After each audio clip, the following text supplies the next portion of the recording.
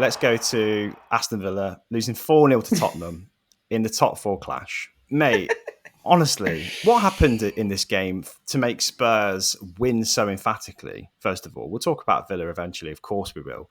But it was an impressive win for Spurs, wasn't it? And needed as well.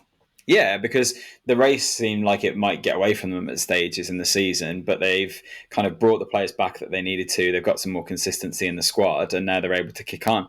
They were excellent in this game, actually. They were really efficient. The first half seemed quite a drab affair at times, but actually I think that was even a testament to how well Spurs were playing and how well organised they were. They pressed really high.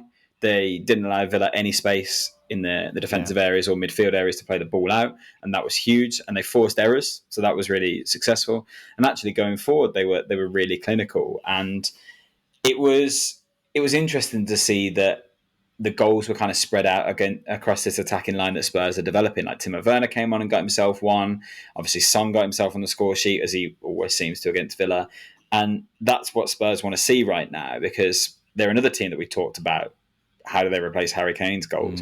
Well, 4 away from home at a complete competing rival right now. And what is it, 39 games in a row they've scored now? It's like the second longest run in Premier League history. Incredible, yeah. Like it's incredible. So, yeah, they were excellent. They played really, really well. The way that the midfield was organised to press Villa was superb.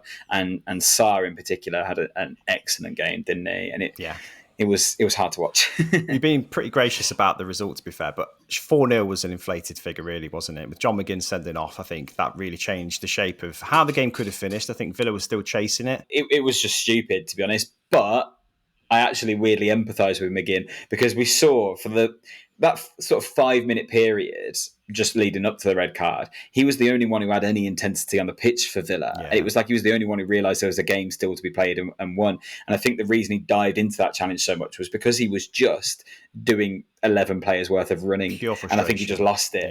Yeah, it was frustrating. And the change in system really played into Spurs' hands as well. Like, obviously, he went with the back 5, and I'm not quite sure why he did that. I can't work that one out, because all it meant was we were playing really deep and allowed Spurs to press us deep as well. So we were then looking at trying to lump the ball over the top to Ollie Watkins constantly, and that might work against some teams. And I know he went off injured, which we'll talk about in a second, I'm sure, but Mickey van der Ven, brilliant. He was superb, because that recovery pace means that playing a ball over the top is completely nullified. So I'm really confused by what the approach was from Villa this game. Like, I spoke to a few people today and they said, what happened to Villa at the weekend?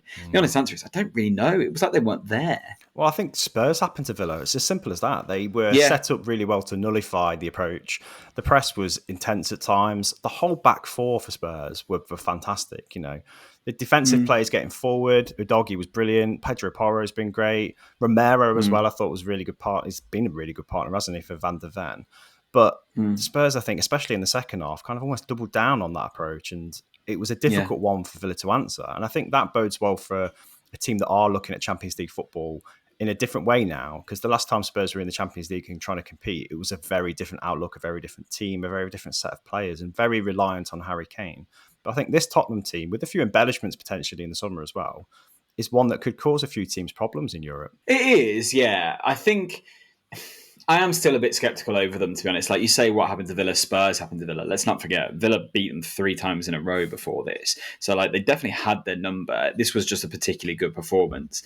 And actually, it puts Spurs in the driving seat for top 4, because they're 2 points behind Villa now with a game in hand.